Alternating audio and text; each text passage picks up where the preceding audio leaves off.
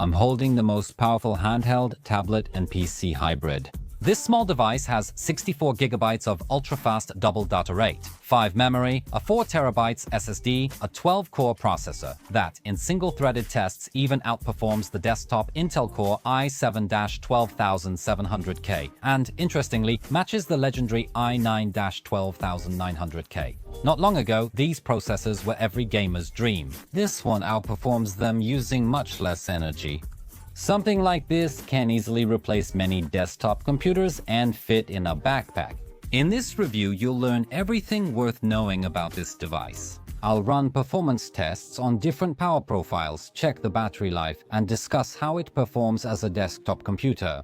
And more importantly, we'll talk about comfort and ergonomics in relation to Gamepad Digital Win Max 2. This way, I'll answer the question many people have. What actually works better in practice? A small laptop form factor with a built-in gamepad or a larger tablet with a detachable controller? This is Powell, and you're watching the Tech Maniac HD channel. You're welcome! The X1 Pro arrives in 2 packages, and their design clearly shows it's meant for gaming. The smaller box has a concise manual and 2 controller parts in the classic Xbox console layout. There's also an extra D-pad included in the box, which is a nice touch in case we don't like the one that's pre-installed. When we open the larger box, our attention is immediately drawn to the device's huge screen, but let's first check what's underneath it. Here we have a compact 100W power adapter made with care, along with a 120C Kinam long soft braided cable. With this, you can quickly charge the X1 Pro and all your other devices. That's great, because from now on you only need to take this one charger with you when you travel. It's unfortunate the manufacturer only includes a Polish adapter. After removing it, you can connect to Chinese sockets as well, but you'll have to buy British and all other adapters separately. Let's remove the protective film, turn on the device, and talk about the technical specifications. The device features a top-tier Advanced Micro Devices Ryzen Artificial Intelligence 9HX 370 mobile processor. It's a 12-core 24-thread unit with the latest integrated Radeon 890M graphics based on the RDNA 3.5 architecture. This is the absolute top of the handheld and ultra-portable PC segment for 2025. In this test setup, the processor uses 64 gigabytes of RAM at the default clock speed of 7,500 megatransfers per second. Such capacity, although far exceeding the needs of gaming, clearly highlights the device's ambition to serve as a workstation. There is also an X1 Pro variant with 32 gigabytes of RAM, which is a more affordable alternative. The manufacturer equips the device with an Acer N7000 NVMe SSD. Here, we can also choose between 1, 2, and 4 terabytes versions. In the tested unit, I have 4 terabytes, and in the synthetic benchmarks you're seeing on the screen now, the transfer speeds are excellent. In practice, both games and the system itself load instantly. Considering the form factor and size of the device, I dare say that when it comes to ports and connectivity, it's just as you would expect from a flagship. 2 USB 4 ports with 40 Gbps bandwidth are not just a necessity. Supports fast data transfer with external storage devices and allows connection of 2 monitors. It can be a 120Hz 4K display or a 60Hz 8K display. Alternatively, like in this case, a gaming 240Hz 1440p monitor. These ports support both video and power deliveries simultaneously. On the right side, there's a 10Gbit USB Type-A port. I'm really glad the manufacturer didn't forget about it. It's always handy for things like a gaming mouse or printer with a microSD card reader right next to it. Here's an interesting fact. The manufacturer boasts support for the ultra-high speed 2 standard, which theoretically allows transfers of up to 312 megabytes per second. On the other hand, the Oculink port hidden under the cover is a real ace up this model's sleeve. The 64 Gbit per second bandwidth is perfect for connecting, for example, external graphics cards. I tested one like that recently on the channel, and with this model it works perfectly, turning an unassuming tablet into a powerful workstation. But we'll have time to talk about that later. Right next to it, there's a mini jack socket for wired headphones or speakers. When it comes to wireless connectivity, we have upgraded Wi-Fi 6E and Bluetooth 5.2 on board. On the bottom, there's only a magnetic pogo pin connection for the keyboard. On the top edge of the device, on the left side, there's a flat power button with a built-in two-color. Top features a built-in two-color frame with volume buttons next to it, easily felt by touch. Interestingly, their operation is the opposite of what you would expect. It makes sense when used in portrait orientation. In horizontal mode, the left raises volume and the right lowers it. It's minor, but can be surprising, especially since this is the position in which the device will be used most often. In front of the right edge, there's a button with an LED indicator. By default, it opens a dedicated app, but I'll explain more later.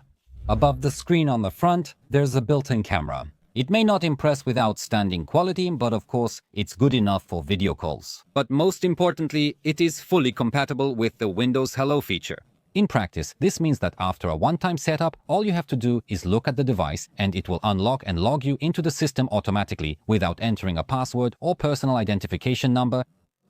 This is a completely convenient feature that makes everyday use of the device much more pleasant, although from my experience, I have to admit that this feature doesn't work perfectly. And maybe that's exactly why the manufacturer gave us a second, much better biometric option. Because the power button has a fast and much more reliable fingerprint reader integrated into it, which is simply a better way to unlock the X1 Pro. Weight is crucial for user comfort, and although the official specs give slightly different numbers, my own measurements show that this tablet weighs 801 grams. Attaching both controller parts raises the handheld mode weight to nearly 940 grams. And if we add the magnetic stand to that, the whole thing exceeds the psychological barrier of 1 kilogram, reaching 1,071 grams. We'll revisit this key point when discussing ergonomics. The device is mostly made of glass and aluminum. These materials provide both rigidity and a sense of premium quality. Smaller elements, such as port covers, are made of plastic or rubber, which is practical for cushioning and sealing. The casing is compact and solid. There are no loose parts or creaking, and there are no concerning flexes either. The device's back stands out in design. The manufacturer went for a gaming style, but I would say it's a refined version. Visually, it's closer to the Republic of Gamers line from Asus than to flashy designs. The bold perforation pattern diversifies airflow to the fan and the vent above it. These elements are fully functional, while the additional glass covering the LEDs serves only an aesthetic purpose. Specifications and design are one thing, but it's everyday use that really determines whether a device is actually enjoyable to use. The X1 Pro works excellently for browsing content or watching movies. It's a great companion for traveling by car or plane, at least until the weight and the hard, sharp edges start to become noticeable. After a longer time in this position, your hands and fingers can start to protest. Connecting a controller changes the experience dramatically. Just remove the side covers and slide both halves of the controller into the rails. No installation or extra steps needed. The secure mechanism won't come off on its own. To detach the controller, release the back lock. Without it, lifting off the table is even harder. With it, there's a comfortable space underneath, so the problem disappears. Browsing the internet while lying down or using Windows becomes even more enjoyable. Then, in portrait mode, you can rest the device on your chest and partially relieve your hands. But is it really comfortable to play this way? I have to say, yes and no. Sitting or half-sitting, especially with your elbows supported, it's really good, and you can play for a long time without any signs of fatigue. It's similar at a table, but in a lying position, the X1 Pro performs rather poorly. After just about 10-15 minutes, you start to feel tingling in your hands and discomfort that forces you to change your position. A short break helps, but the next attempt is even shorter. For comparison, Gamepad Digital Win Max 2 handles this particular situation much better. As a 10-inch laptop with a built-in controller, it enables hours of gaming while lying down. The weight then rests on your chest, and the tilting screen is above the controller, so you don't have to bend your neck much. I made a separate video on this device. The link is in the description. It's a very strong competitor to the X1 Pro, but I encourage you to check it out only after watching this full review.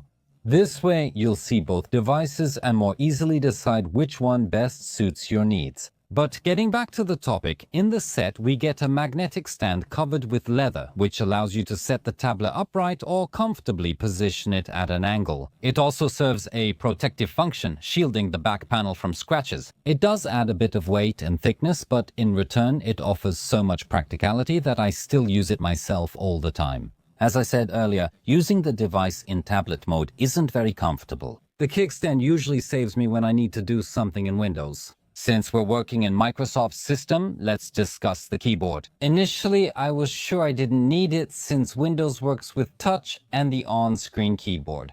Well, that's true, but only in theory. In practice, after a few days, I realized that I really do want to have.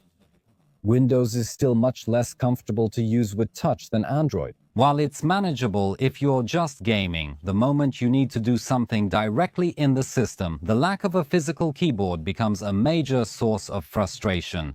I'll admit, this optional keyboard isn't cheap at all, but I don't regret getting it later on, not even a little. Once attached, it works instantly and provides great protection.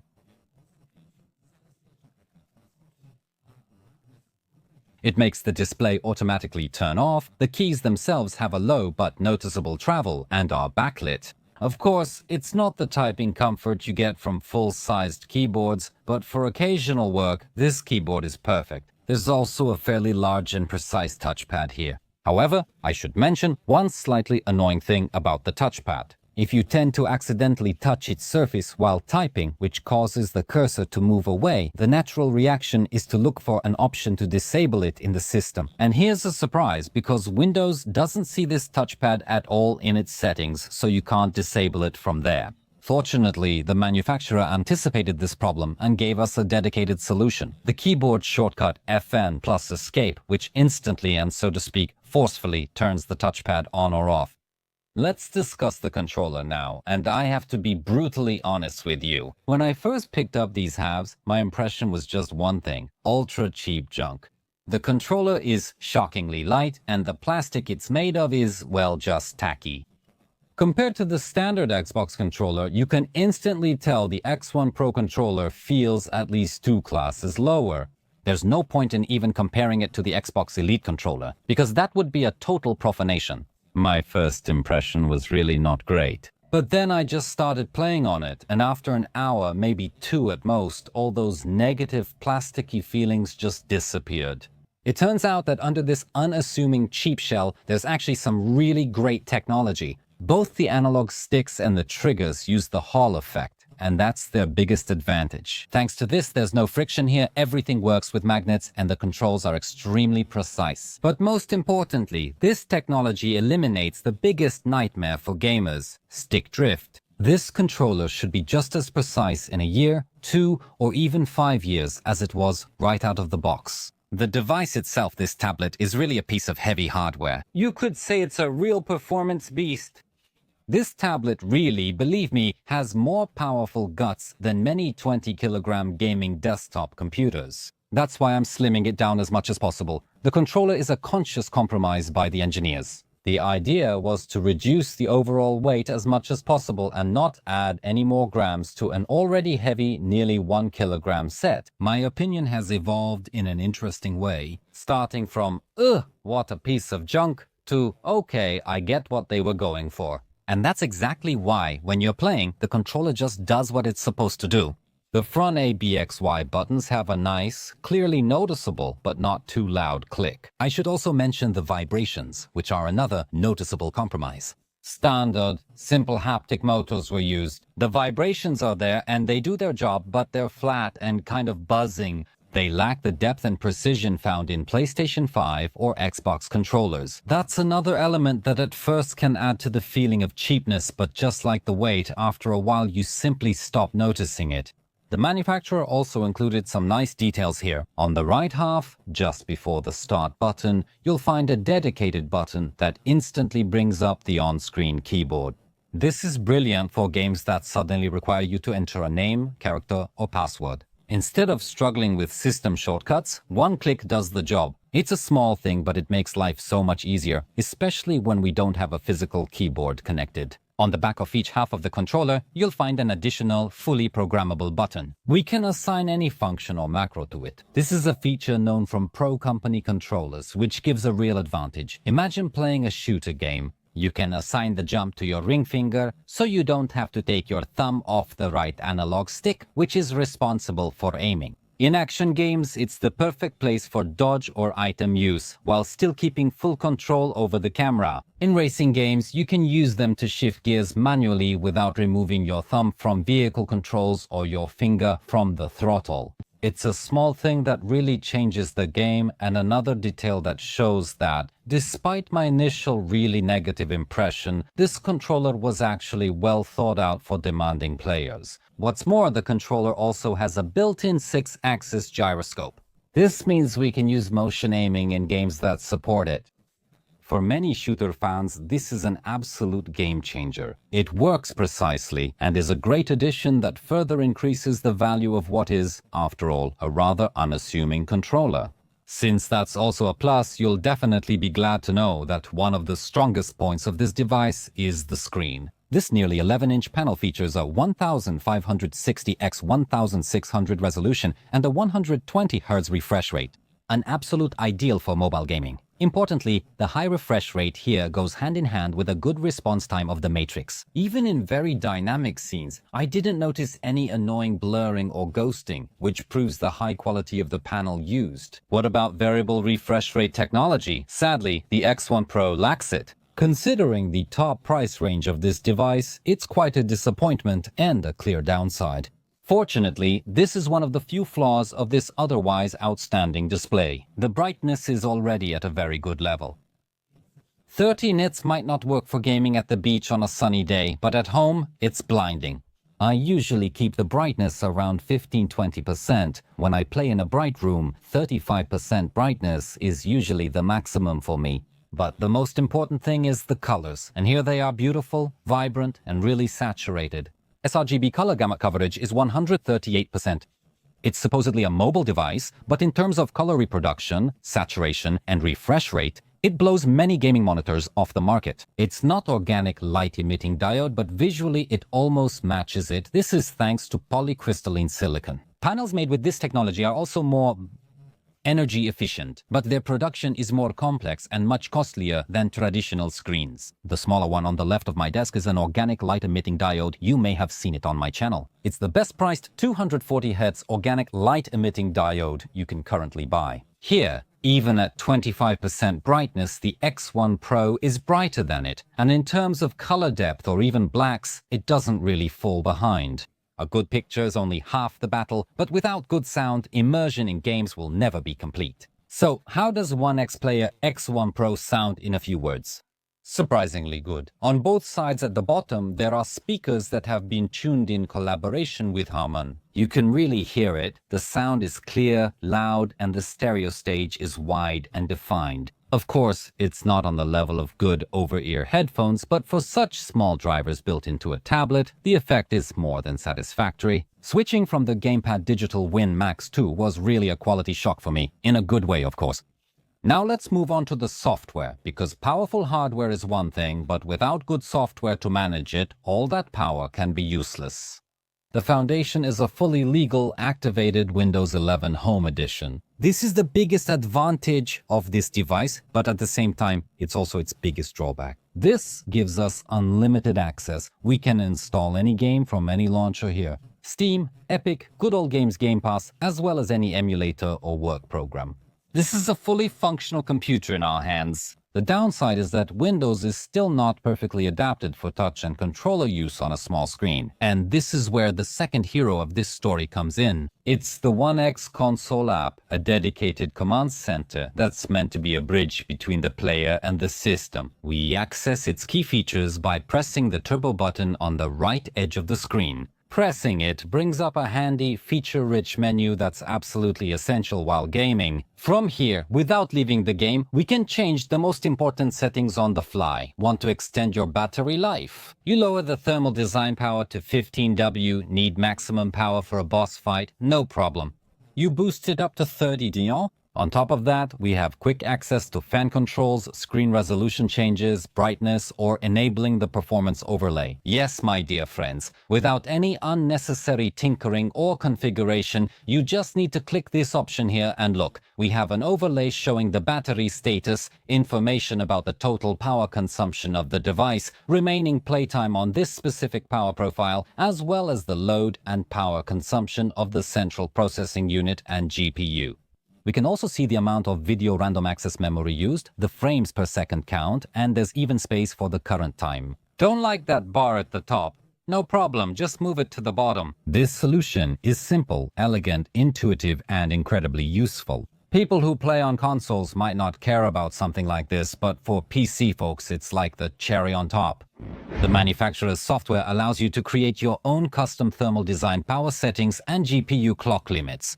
This app also has a whole panel for button mapping, including the extra ones on the back of the controller. We can also customize the red, green, blue lighting, manage our game library, update the software, including the basic input-output system, and even change the amount of RAM assigned to video random access memory. The device came with 4 GB of video random access memory, but 8 GB is the ideal point. This software gives us full control over this beast, while also easing some of Windows' pains. Before we discuss how the games run, we need to cover the fundamentals: power profiles, work culture, and temperatures. This section is for real enthusiasts, but I promise to present it in a simple way. If you're a hardware freak, I'm sure you'll appreciate this chapter and will definitely be happy to leave a like. And if up until now your main gaming device was a console, I guarantee that after this section your knowledge will increase significantly and you'll be even more eager to give a thumbs up. We'll start with a test in a program that, in the world of PC enthusiasts, has earned the nickname of the Energy Virus. Of course, I'm talking about FurMark. It pushes the graphics card to its limits, and running it on hardware that's not fully functional can end with a power supply blowout, burning out the graphics card or its cables, or even a fire. FurMark generates a very demanding animated 3D scene in real time, a distinctive pulsating donut rendered with large textures, high levels of anti-aliasing, and shading effects. This task nearly maxes out the GPU's stream processors, shader units, video memory, and power supply system. Unlike games, which have variable loads, FurMark maintains a constant maximum demand for computing power and energy. Thanks to this, it works great as a stability and cooling performance test. It allows you to quickly detect problems with temperatures, throttling, or the power section. However, it's a constant and intense load. In games, such a load, even if it occurs, only appears for a short moment. Surviving FurMark tests is a strong indicator of the stability of the graphics system and its power supply. If the hardware can handle that, you'll be able to handle any game as well. Alright, but how did OneXPlayer X1 Pro handle this trial by fire? Well, what can I say? It made it through without any problem. On the chart, I've put together the key data for each power profile from 4 up to 30W. The blue bar shows the average frame rate, and the red one shows the graphics clock speed. Pay attention to what happens at the beginning of the scale. This is the area of the greatest gains. A jump from 4 to 7W is a performance increase of up to 44%. The next step is equally impressive. Boosting the power from 7 to 10W gives us a 48% increase in frames, and going from 10 to 12W gives us another 36%. The most profitable step is moving from 12 to 15W. Still guarantees us a powerful 28% boost in performance. In this range, for every 3 extra watts of power, we get a huge increase in smoothness. And now, see what happens next. Raising power from 15 to 18 watts yields just a 5% frame gain. And what does all this tell us? This test gives us a very clear conclusion. If we're only stressing the graphics chip itself, like FurMark does, pushing more than 15 or maybe 18 watts into it brings very minimal benefits. That's an important observation, but remember, this only applies to a scenario where all the power goes to the graphics. Exactly. FurMark isn't a game. It practically doesn't stress the processor at all, but you could say it really hammers the graphics chip with a load that's heavier and more consistent than any game on the market. There, the central processing unit also comes into play, and the power profile we set actually supplies both of these components at the same time. Providing more power allows for much higher central processing unit core clock speeds, which is clearly visible in this simple test. Under full central processing unit load, a 30-watt thermal design power allows it to reach up to 2.67 GHz. After reducing the power to 20W, the clock speed drops to 2.05. At 15W, it's only 1.75, and at just 10W, those 12 powerful cores run at only 1.11 GHz. This relationship is the key to changing performance. And with that, I can reassure you that, yes, in titles that heavily use the processor, it's still worth moving the power slider to the maximum, even if the graphics won't benefit any further. Feeding the processor with those extra watts will actually result in smoother gameplay. But wait, 30 watts in such a small, really compact device? Can it even be cooled in the long run? Absolutely. That's handled by a single but large PC-class fan. Air is drawn in through the intake at the back of the case and blown out through a wide outlet on the top edge, so the hot stream bypasses our hands. It's crucial the manufacturer confirms the use of a high-performance phase-change thermal material from Honeywell. This is important, as in a hard-to-disassemble device, traditional thermal paste may dry out after a year or two. And this material is practically maintenance-free and ensures better, consistent performance, giving us peace of mind for years. And what about noise levels? At low loads, the fan often stands still, providing absolute silence. On the other hand, according to the official specifications, even at maximum speed, the noise barely exceeds 39 dB. This is a level comparable to the hum of a modern, quiet refrigerator, and my impressions definitely confirm that. In 15 to 18W profiles, it's nearly inaudible. Only above 20W do we become aware of the fan at the back of this device, but even at 30W, it's not that annoying and easily gets lost in the sounds from the speakers. Of course, the manufacturer's software, in all its cleverness, allows us not only to set one default fan speed, but also gives us the option to create two custom curves. We can switch between them later, even without leaving the game. Great, now we know how the cooling is built and how quietly it can operate, but is it just as effective? We'll check how all these solutions translate into specific temperatures under maximum synthetic load. As you can see in low power modes, the temperatures stay around 50 degrees mainly because, as I mentioned before, the fan often remains stationary to maintain absolute silence. This is a completely safe and intended result. At 15W, the maximum temperature doesn't exceed 60 degrees. That's a fantastically cool result. But of course, as always, the most important thing happens at the end of the scale. Even when we push the pedal to the metal and set a continuous 30W load, the maximum temperature stabilizes at just 75 degrees Celsius. Is that a lot? No, absolutely not. Advanced Micro Devices' official specs state the Ryzen HX 370 chip can safely run at up to 100 deg C. Believe me, there will definitely be laptops on the market with the same chip that will reach that limit and lose performance. And here we have more than a 25-degree safety margin even in the worst possible thermal scenario. Maintaining low temperatures for such a powerful Ryzen while also keeping really great acoustics is an amazing achievement. However, there is one catch, namely the temperature of the metal case. It acts like a heatsink, and at higher profiles it can heat up to even 50 degrees Celsius. And although such a temperature might raise some concerns, it's a completely natural phenomenon. No one will get burned by it, and in winter you can even warm up your cold hands with it. It's also worth noting that in the basic input to output system, we can easily change the memory clock from the standard 7500 to 8000 mega transfers per second. And since the integrated Radeon 890M is very hungry for fast memory, this move will definitely reward you with extra frames in games. Of course, as with any overclocking, there is some risk of instability. Therefore, to maintain full reliability and comparability of the results, all the performance tests you'll see here in this material will be conducted at the standard settings of 7500 megatransfers per second. But real overclocking on this device doesn't happen in the basic input-output system, but in real time with just a swipe of your finger. I'm talking, of course, about changing these power profiles. Apart from the RAM, you won't be doing any classic overclocking here, but this quick and always handy option to change profiles is kind of like a modern, safe way of overclocking. In this recording from Uncharted 4, we can see that from the moment the profile is changed, after about 2 seconds, the software puts the change into effect.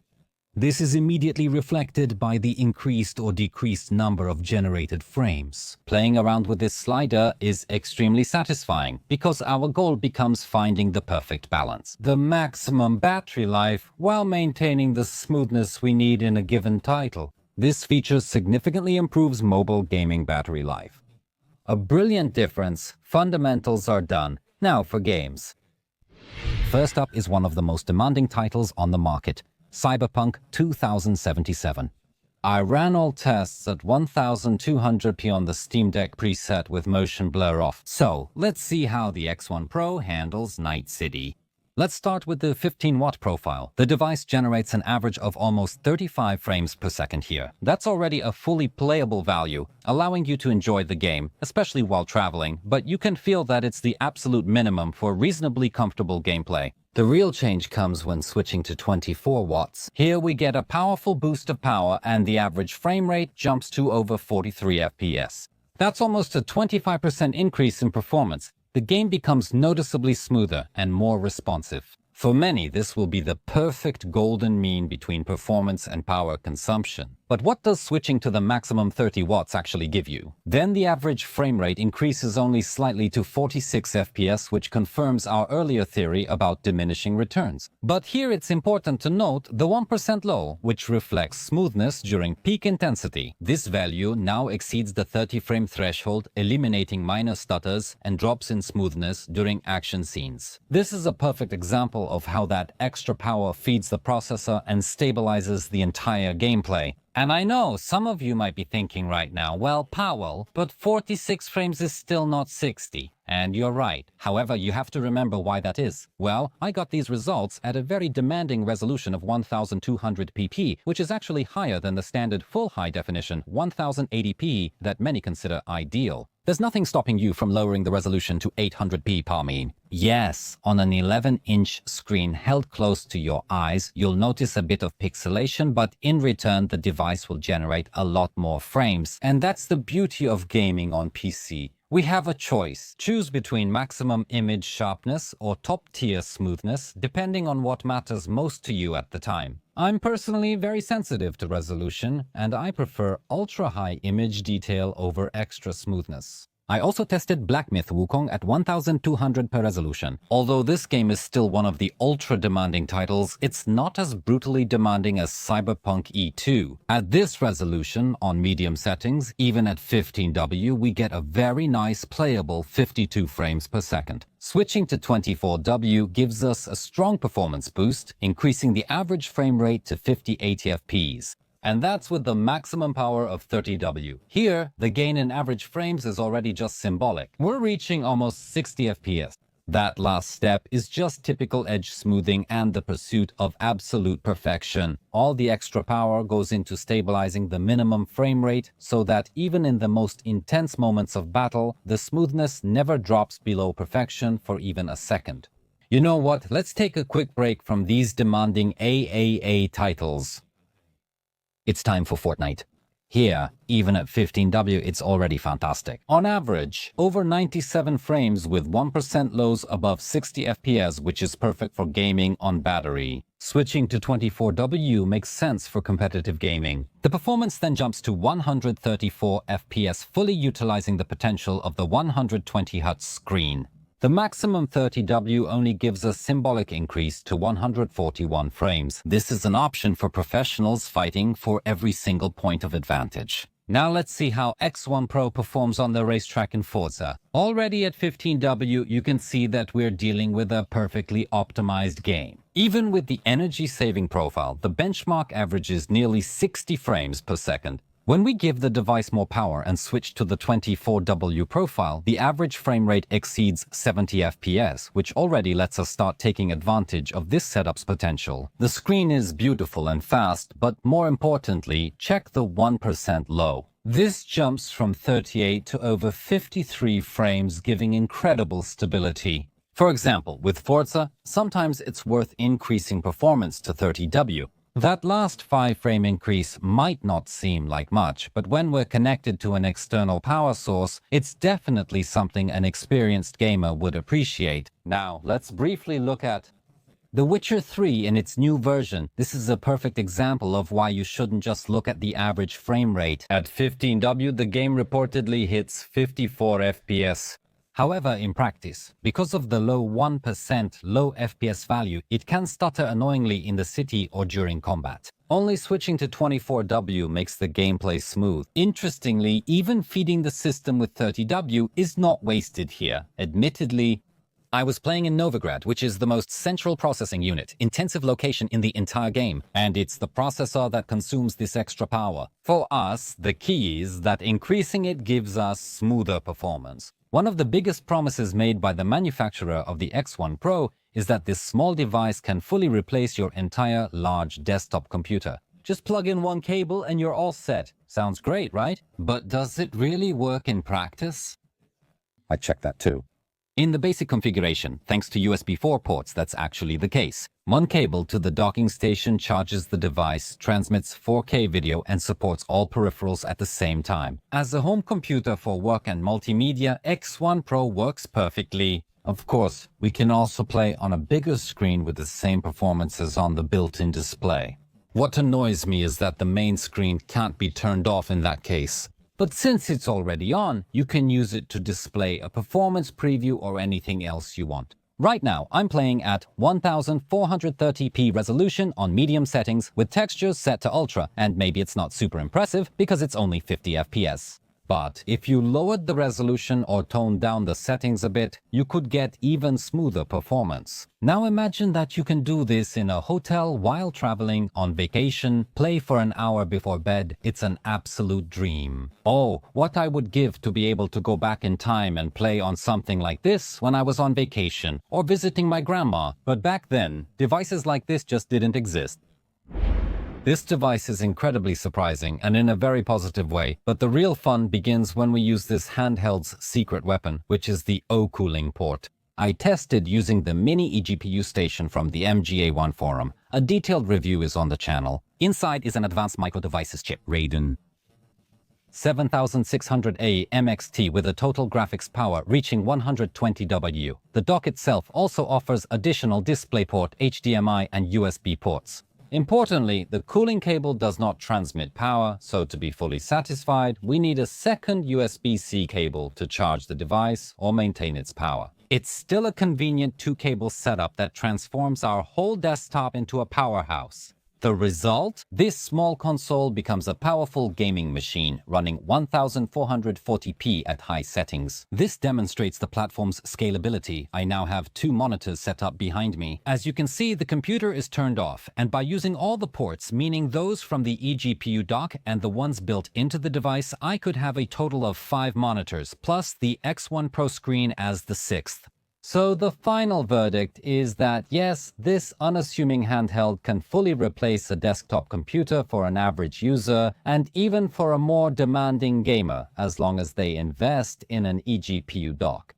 But hey, first and foremost, this is a handheld, so how does the battery perform here? Of course, it depends on the power profile and screen brightness. For the test, I used Baldur's Gate 3. At 15W and 35% brightness, the device ran the game for 2 hours and 2 minutes. The 24W profile already allowed me to play comfortably, but it reduced the playtime to hours and 24 minutes.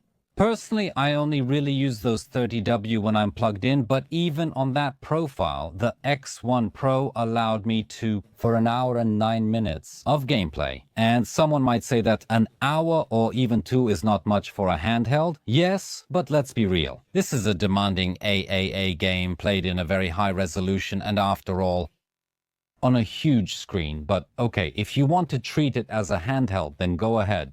Stardew Valley is an extremely enjoyable, highly rated game that has already sold over 41 million copies. And I know that at first glance it doesn't look impressive, but it can draw in both casual gamers and the biggest hardcore players.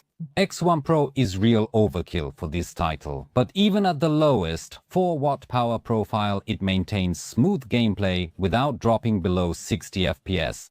The 60 frame limit here comes from the game engine itself, but in the case of Stardew Valley, as you can probably guess, that's absolutely enough. However, if you find yourself far from a socket or power bank, it's worth maximizing battery life, so just turn off Bluetooth and Wi-Fi and set the screen brightness to 5%. Yes, it still looks good. The game is bright and colorful enough that you won't feel any discomfort indoors. In such conditions, the X1 Pro can achieve an impressive 8 hours and 10 minutes of uninterrupted gameplay. So, my dear friends, I believe that yes, this device deserves to be called a handheld. If we can play non-stop for 8 hours, then it definitely deserves respect.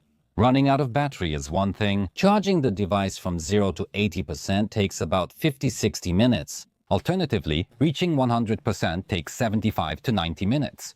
Of course, the exact time depends on the temperature and whether we're using the device at the moment, but these are great, fully usable results. The X1 Pro has another brilliant battery feature that it implements perfectly. I'm referring to the charging limiter. In the Charging Protection tab, with a simple slider, we can set the maximum battery charge level within the range 100%. What's more, we can even completely block charging when the device is in use. And now the question is, why and who needs this? Well, just like with electric cars or even all modern smartphones, charging the battery to 100% significantly degrades it. The golden rule is to keep the charge level between 20 and 80%. That's why, if you mostly play at home while plugged in, setting this limit is highly recommended. The device switches to bypass mode, drawing power straight from the outlet and skipping the battery. This way, you make sure that in 2 or 3 years, it will still be in great condition. For equipment this expensive, I think this feature is invaluable. At the start of the video, I said I'd discuss the differences between the Gamepad Digital WinMax 2 and the X1 Pro. So, which is better and for whom? Both devices are fundamentally based on different philosophies. It's immediately clear that the X1 Pro was created primarily for media consumption and, of course, gaming. The Gamepad Digital WinMax 2 is a compact yet powerful laptop with a unique built-in gamepad which sets it apart. As a classic handheld, the Gamepad Digital WinMax 2 is more compact. Interestingly, because the screen is above the controller, we don't have to hold the device so high, which noticeably reduces hand fatigue. On the other hand, the X1 Pro, although heavier in my opinion, has a more comfortable and ergonomic grip shape. Despite that cheap feeling I mentioned, your hands fit it perfectly. This may surprise you, but after testing both, my opinion is clear. All things considered, the X1 Pro works better as a portable gaming device. The main reason is the screen. When you put these two devices side by side, the difference is huge. The display in the Gamepad Digital WinMax 2, although good on its own, unfortunately looks dull and almost lifeless compared to the device we're testing today. Its panel, thanks to the incredible color saturation, is strikingly similar to an organic light-emitting diode, and on top of that, it's brighter, larger, and has a 120 Hz refresh rate. The X1 Pro also has much better speakers and a more comfortable, more ergonomic grip shape. The only exception where Gamepad Digital still has an advantage in gaming is when you're lying down. That's why my advice is this. If 70 to 90% of the time you spend with this device will be pure gaming, then without hesitation, choose the OneXPlayer X1 Pro. But if you split gaming and productivity about 50-50 and you need an integrated keyboard for working on the go, then and only then, without a doubt, choose the Gamepad Digital WinMax 2. At this point in the review, it's worth making a brief summary of the pros and cons. The X1 Pro offers these clear advantages. This bright, beautiful, and honestly huge screen compared to any other handheld. The sound is also much better than you might expect. The processor and graphics chip perform amazingly and stay quiet. The advanced, almost perfect, and life-enhancing software is another strong point of this product. What might surprise you is that I also count the controller as a plus. It might feel awkward initially, but it makes sense and ensures a great gameplay experience. There are a few downsides, maybe 3, but first, let's mention 2 things. The comfort of playing while lying down isn't the best, and the placement of the second USB-C port is unfortunate. When the controller is plugged in with 2 ports, we're left with only 1 available. Of course, we still have the USB-A port on the other side, but I often use cheap gaming headphones with a dedicated USB-C transmitter. This small, but unfortunately quite wide adapter guarantees a direct, fast connection with no lag, which is really important in games. Of course, we can always play using Bluetooth headphones, but those will always have some lag, and sometimes it might not be that small. With the current port layout, you must choose between charging headphones, and something like that can already be frustrating. The third drawback is the performance of Acer's pre-installed SSD. On paper and in synthetic tests, everything seems fine with it, and I have to admit that 99% of the time it worked perfectly. At least until I turned on the device after a few weeks away. Windows started downloading updates, Steam and Epic were patching games, and the drive just got clogged. The system was lagging so badly. It was unusable, and disk usage hit 100%. I was watching a teardown video of the X1 Pro by a Vietnamese creator who mentioned that this Acer is just slow. When you give it too many tasks, it just gives up. Here I managed to record a similar situation, maybe not as drastic as before, but you can already see that even with a simple task like moving a game library to another partition, the drive can start to hiccup. This uncertainty about performance. In my opinion, going for the most expensive 4 terabytes variant might not be the best option, because a much smarter solution is to choose a cheaper configuration and keep the rest of your game library on a microSD card. However, you have to remember to choose a reputable brand card with good speeds, because putting in some old slow card here can result in terrible performance. So I tested the double data rate 200 card that Patriot provided me for testing. It offers the highest capacity for this model, 1 terabytes. The manufacturer claims read speeds of 160 megabytes AS and write speeds of 120 megabytes AS.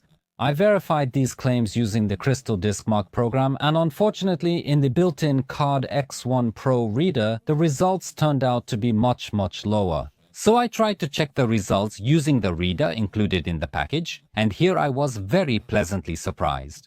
The results turned out to be even better than what Patriot itself promises. Well played. There's clearly an issue with the X1 Pro reader. That's why I wrote to OneXPlayer support, and I'm still waiting for their response. Alright, but what if that 1 terabytes is not enough for you? Here, Kioxia came to the rescue, and they also sent me their Xteria Plus G2 card with a whopping 2 terabytes capacity, which is the maximum this device can actually support. Few manufacturers offer cards with such massive capacity, but as shown, Kioxia is already part of this select group. The speed specifications of this model aren't as high as the Patriot's offering, but they should still be enough for comfortable gaming. I checked the speeds again using Crystal Disk Mark. The difference was already quite minimal, but it is actually a bit faster on the external reader. Anyway, the biggest advantage of Kioxia is definitely this huge storage space. It's perfect for someone who wants to have their entire Steam library always with them. 2 terabytes on a small plastic card the size of a fingernail is something incredible. The availability of this 2 terabytes card varies, but it's an option worth considering. You'll find links to them in the description below the video, of course. It's a simple, much cheaper, and very future-proof solution. Let's move on to the price, and here we need to make things clear right away. X1 Pro is a top-tier device, and its price reflects that. Of high-end gaming laptops, not typical consoles. Of course, the final price depends on the chosen configuration, the amount of RAM, and the storage.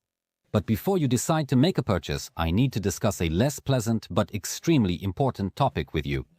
Serviceability and upgrades are possible, but the OneXPlayer X1 Pro is disappointing in this area. Getting inside this device is a real ordeal. The first two screws are easily accessible where the controller is mounted, but the next two are hidden under the nameplate stickers, which are practically only good for throwing away once you peel them off. And, to make it even harder, another 8 screws are hidden under glued glass covers for the LED lighting, which can easily crack when you try to pry them off. Without heating it with the right tools, the task is almost impossible. Fortunately, the manufacturer used Honeywell material here instead of thermal paste. As you know, Honeywell is, at least in theory, absolutely everlasting. Normal thermal paste needs to be replaced every few months, or at best every few years. In this respect, the previously mentioned Gamepad Digital WinMax 2 totally outclasses the product from OneXPlayer. Even amateurs can easily swap the drive, battery, or apply new thermal paste. Both devices have pros and cons, and by watching both my reviews, you'll be able to make the best decision for yourself. Also, remember to leave a thumbs up and write a comment about what you like in the X1 Pro and what convinces you more about the Gamepad Digital product. Until next time.